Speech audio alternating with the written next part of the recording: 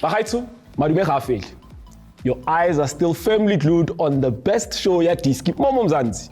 Mzansi Fundis is the name. And my panel, ya Chesa as usual. They're not happy about the trophy, but perhaps they'll be happy about the people who won the trophy. Mamelodi Sundowns, Mamposa, they lifted that cup. Themba Zwane lifting it. Are you happy? Jersey number 18, Themba Zwane. Lifting How many times has Sundowns won the league?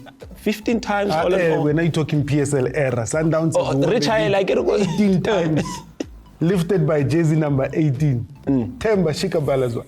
You know, there are certain clothing partners that Sundowns have that ever since they arrived, they've won a league title.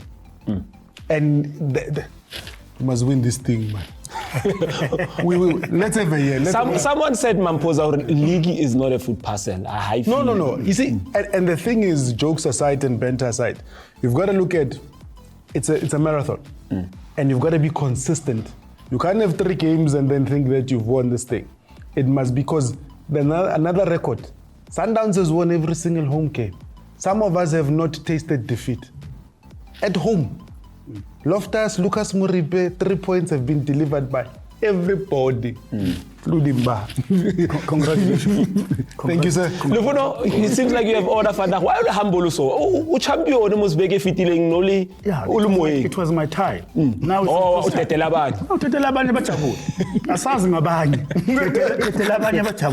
that's how it is. But how do you see Sundowns applying themselves within this league? Because a lot of people, when the season started, they were on some Orlando Pirates. This was a weeks and downs. You see, let me tell you, this league was won by Fleming. Unpack. Fleming made decisions that people were not expecting him to make because he had foresight. He has already seen what's going on. It's a fashion. Absolutely. Related to He made a decision because he knew if he had not made that decision, Sundowns will not be talking about 14 wins at home. I can tell you that. Cardoso coming in, stabilized the ship, moved the team forward, and the champions rightfully so. But it's also, and to add on to what Lufuno is saying, some of the things that you've got to look at. You've got to look at the personnel that they brought. When Rayners came, people were like, it's not. And then we went to the January transfer window. Even Hugo Bruce said he's worried about Jaden Adams. This is the time that we must now go back. Call people out. Media people, please go find Hugo, how are you feeling? Because when you look at it, who was for the longest of time competing for top goal scorer? Iki. And Rayners was there week in and week out. Yes, he had a bit of a lull for a couple of games where he wasn't scoring. But there was times when he was there scoring consistently. And you look at what Jaden, the coach says Jaden is the master of shortcuts. And again, you need to mention this, that between Rayners and Ribeiro, who has scored more penalties between the two, then that should tell you the striker that you should be able to praise at Sundowns. Mara, he makes it sound like Sundowns has 10 penalties. No, but they do. But it's a fair point that he's putting forward. Chipped in with a couple of penalties on those goals for him to be a top goal scorer.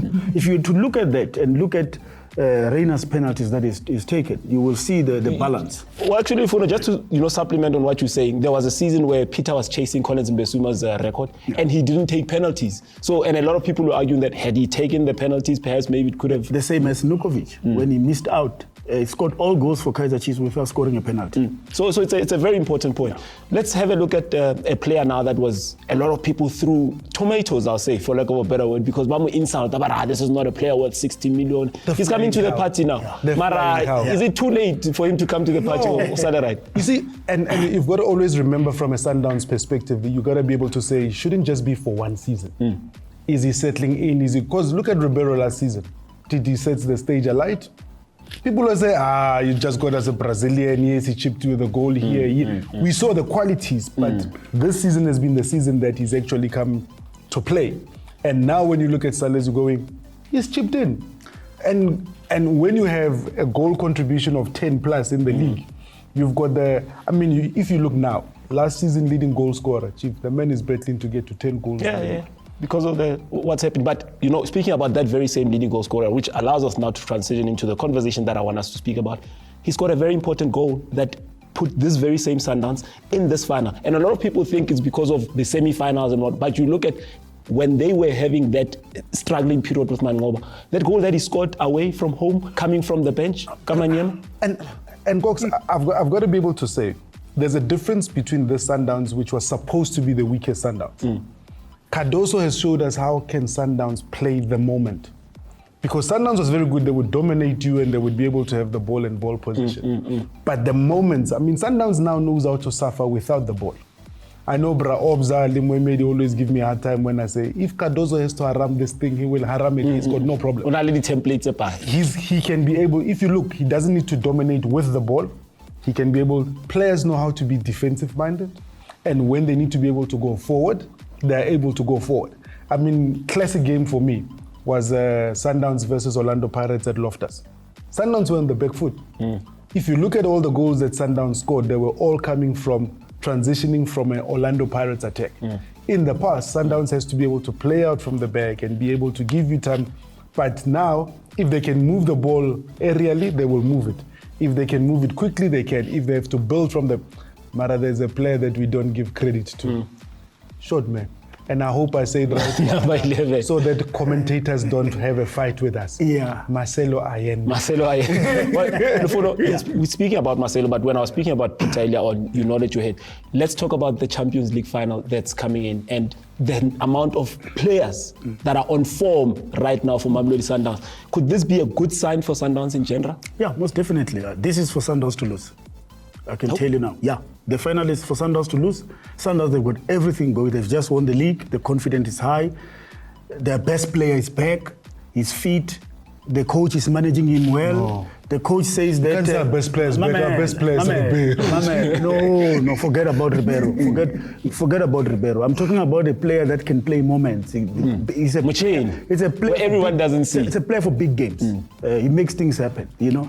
He will make... Because Ribeiro, there's an argument, big games wipe out. Lekoko, you're disrupting a moment that will never happen. So carry on the phone. If you are not a South African supporter, you will ask a question like him. I mean, I don't have to say his name.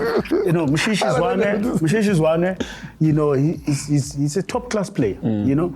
Even you look at the game he plays against Ali in the semi-final, when he came in that game, he influenced the game. 2-3 touches. That experience. Because you cannot ignore him when he's on the field. You have to put an eye on him.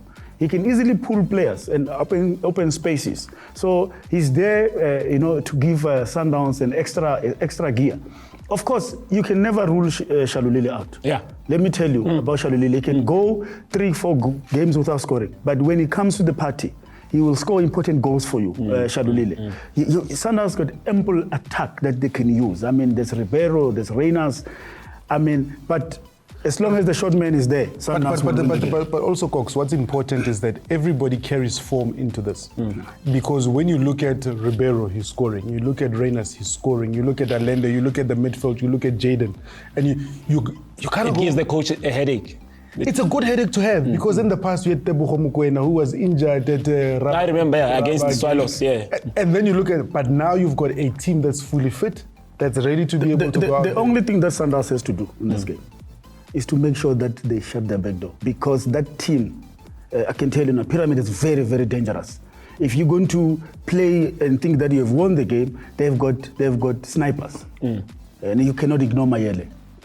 They've got players that can hurt Sundowns. So Sundowns must be extra careful. And shut the back door. 100%. All right. While Sundowns is shutting the back door, unfortunately, we also have to shut the segment. Do stay with us and make sure that you watch Mzansi Fundis. When we come back, we'll unpack more on what's happening in South African football.